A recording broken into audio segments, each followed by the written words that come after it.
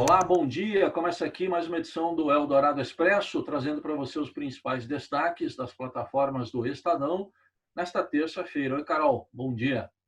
Bom dia, Heisen. Bom dia a todos. Seguimos falando sobre as novidades dentro da Polícia Federal também. A gente teve ontem a nomeação relâmpago, com posse relâmpago, do novo diretor-geral da Polícia Federal, o delegado Rolando de Souza, e ele já determinou a troca do chefe da Polícia Federal no Rio de Janeiro, área de interesse do presidente Bolsonaro e dos filhos dele. Carlos Henrique de Oliveira sai do comando da Polícia Federal do Rio para ser o número 2 na hierarquia da Polícia Federal como diretor executivo. Hoje, falando sobre o assunto, o presidente Bolsonaro ficou muito irritado, mandou os jornalistas calarem a boca por 3 vezes, negou interferências na Polícia Federal e disse que não tem nenhuma investigação contra os filhos dele. No entanto, tem lá a investigação da rachadinha na Assembleia Legislativa do Rio, quando, por exemplo, o deputado estadual Flávio Bolsonaro tinha mandato lá, hoje ele é senador. E, enquanto isso, também tem uma espera aí na Justiça por uma decisão do ministro do STF, Celso de Mello, a um pedido do Procurador-Geral da República, Augusto Aras, para que sejam ouvidos 3 ministros militares do governo Bolsonaro, Augusto Heleno, Luiz Eduardo Ramos e também o Braga Neto, da Casa Civil, que foram citados pelo ex-ministro Sérgio Moro no depoimento que ele deu à Polícia Federal sábado sobre as acusações que ele fez de tentativa de interferência do presidente na Polícia Federal. A gente acompanha. O ministro da Defesa soltou uma nota em resposta indireta à afirmação do presidente Bolsonaro no domingo de que teria o apoio das Forças Armadas. O texto diz que as Forças Armadas cumprem a sua missão constitucional e que estarão sempre ao lado da lei, da ordem, da democracia e da liberdade. Fernando Azevedo Silva também defendeu que a agressão a profissionais de imprensa é inaceitável e que a liberdade de expressão é requisito fundamental num país democrático. Enquanto isso, a gente também observa o Procurador-Geral da República, Augusto Aras, pedindo ao Ministério Público Federal do Distrito Federal a investigação sobre as agressões aos jornalistas do Grupo Estado nessa manifestação de domingo em Brasília, que o Heisen também citou. E um efeito econômico importante da pandemia de coronavírus. O IBGE divulgou hoje a produção industrial do mês de março com um tombo histórico, uma queda de 9,1% em relação a fevereiro.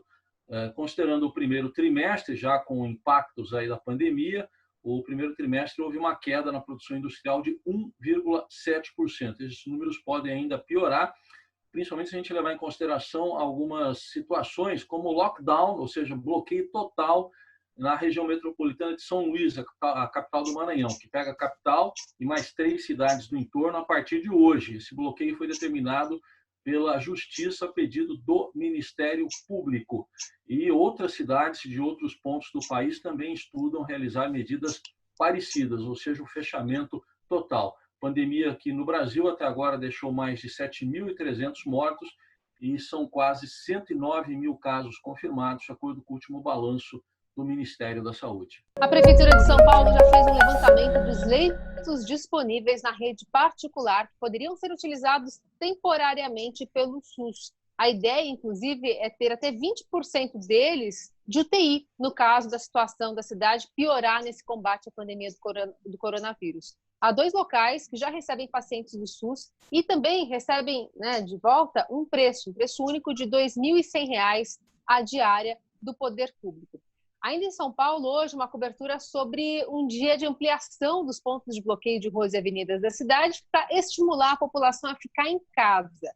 As interdições estão provocando congestionamentos em todas as regiões da cidade e podem ser ampliadas caso a adesão ao isolamento não crescer nos próximos dias. A Prefeitura fala em cadastro de enfermeiros para liberar o uso do corredor exclusivo, por exemplo, mas hoje já se ouve muitos relatos de profissionais da saúde e pacientes que ficaram presos no trânsito. O Esporte do Estadão publica hoje uma notícia muito preocupante para os 4 grandes clubes de São Paulo.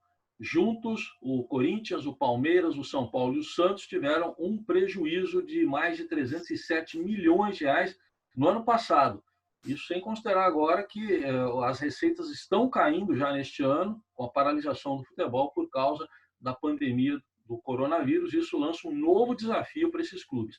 Na verdade, o prejuízo foi puxado pelo Corinthians e pelo São Paulo. O Santos e o Palmeiras tiveram lucros tímidos. Os números completos estão lá no portal estadão.com.br. Encerramos essa edição do Eldorado Expresso falando sobre a importância de um abraço, ou a falta que ele faz em tempos de pandemia. A Giovana Girardi, repórter aqui do Estadão, conta um pouco sobre o que respalda essa sensação gostosa que o abraço nos traz na ciência, né? Que estudos foram feitos, o que essa sensação nos provoca em termos de neurotransmissores, de conforto numa sensação de solidão. Enfim, há uma resposta científica para justificar o quão gostoso é um abraço e como ele tem feito falta para a gente nesses tempos de isolamento. Muito bem, estes e outros assuntos você acompanha nesta terça-feira nas plataformas do Estadão. Então, um abraço e até amanhã. Sinta-se abraçado. Até amanhã.